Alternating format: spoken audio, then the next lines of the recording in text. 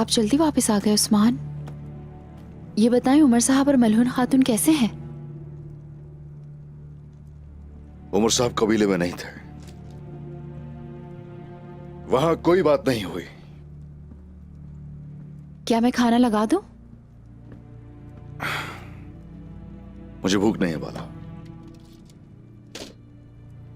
ठीक है, फिर जब भूख लगे तो बता दीजिएगा।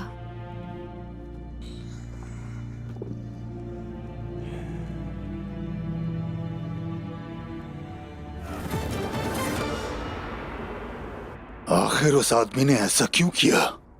अगर उसका दिल नहीं था तो दावत क्यों दी थी? अगर दावत दे भी दी तो मौजूद क्यों नहीं था? कोई ना कोई बात तो जरूर है बमसी साहब। जो कुछ भी हो रहा है पता चल ही जाएगा। तुम्हें क्या लगता है कुछ हुआ है उसके साथ? अल्लाह ना करे ऐसा हो, लेकिन मुझे हालात मुनासिब नहीं लग रहे। क्या मैं अंदर आ सकता हूं? आ जाओ।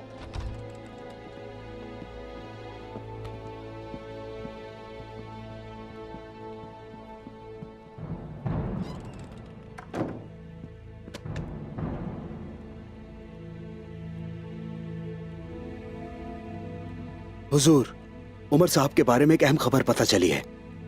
कहो क्या है? हुजूर, जामुआ उसने हम पर हमला कर दिया। क्या कह रहे हो? हुजूर, ऐन उसी वक्त उन बदजातों ने उमर साहब पर भी हमला कर दिया। तो गाय ने ही हमला किया है सरदार पर। उमर साहब कैसे? मलहून खातून कैसी है? खुल के कहो ना। शुक्र है अल्लाह का वो जिंदा है।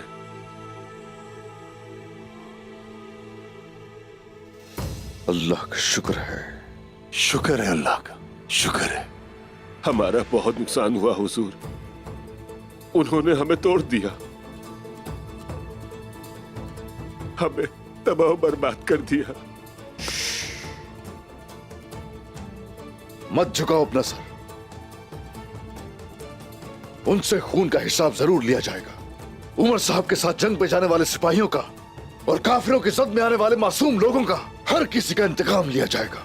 अल्लाह आपका साया हमारे सरों पर कायम रखे।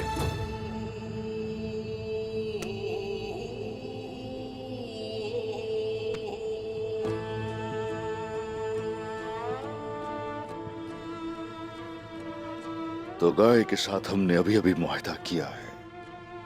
गीदड़ अपनी बात पर कायम रहे, ऐसा काम होता है उस्मान साहब।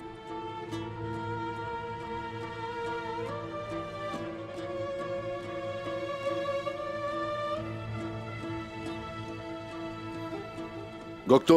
जी भाई। बोरान, सिपाहियों को तैयार करो फौरन। हम उमर साहब के कबीले जाएंगे। जैसे आपका हुक्म भाई। जी मेरे हुजूर। बमसी साहब, एक जाल भी हो सकता है ये सब। आप कबीले में ही रुके, हिफाजती इक़दामात में इजाफा कर दीजिए।